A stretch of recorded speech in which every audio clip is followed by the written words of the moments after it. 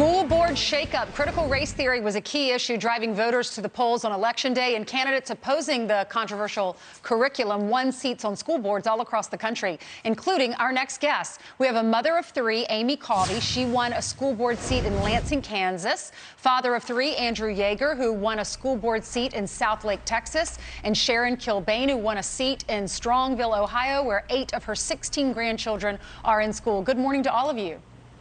Good morning. Good morning. So, Amy, I've been watching some of your videos on YouTube about your election. I know you moved to Lansing in 2016. You said, I didn't know a lot of people. So you went out there and you knocked on doors. You knocked on thousands of doors. What was the #1 issue you heard from parents? The #1 issue was definitely critical race theory. I wouldn't tell them my concern. I would ask them theirs, and that would be their first concern. Well, I know 6 candidates were vying for these 3 spots on the school board. Are they all in line with you? Are they anti-CRT as well? No, they're not. 2 other candidates that won with me, Jeff Bolin and Mary Wood, we all ran against CRT, and our other candidates had the mindset that it didn't exist because it's not listed in the Kansas state standards. But we know, that that's not true, and we need to keep that out of our schools. So I think that helped us win. Parents are very concerned about it, and they have a say in their children's education, and we showed that with the election. Well, Andrew, I know you have one child in high school, and your child came home and was talking about how the teacher was teaching bias, which is not allowed in the schools in Texas. Is that why you decided to run? Well, I decided to run because I thought my skills could be used to sort of bring the temperature down.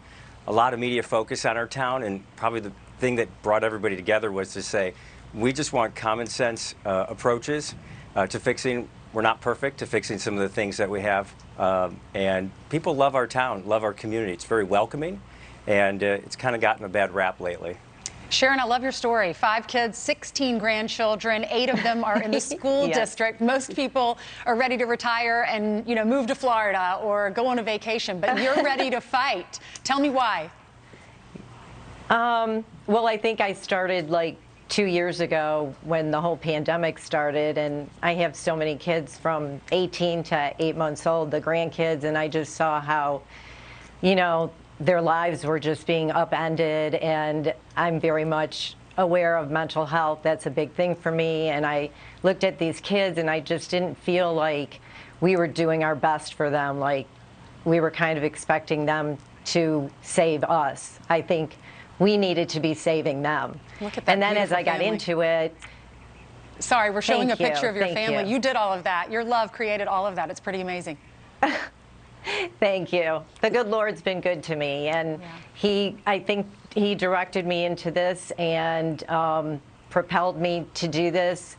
And as I got into it is when I started really delving into the CRT and a lot of other things that I wasn't really aware of. And it's a quite divisive ideology, I feel.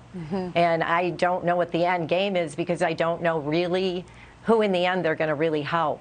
I mean, we should be building up black children, white children. I just worry that we're going to just divide our society more, and that scares me. Amy, we've heard Democrats worry that the GOP is becoming the party of parents. Mamas and papas are really speaking out, and their voices are being heard, right? They are, and that showed in the gubernatorial race in Virginia and across the country with all of the school board races.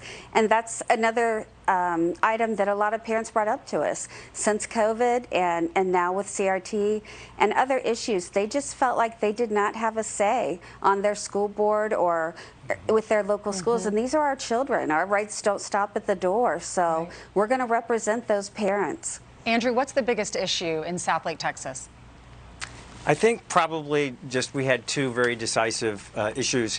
My opponent was supporting something called a demand letter, and in taking kids, taking the police officers out of our schools, tracking microaggressions, very radical. So in addition to CRT, people just rejected that, and that's why I think we won 65% of the vote. Wow, there's even that school in California. They saw crime going up, and so they put police officers back in their schools. That was just decided.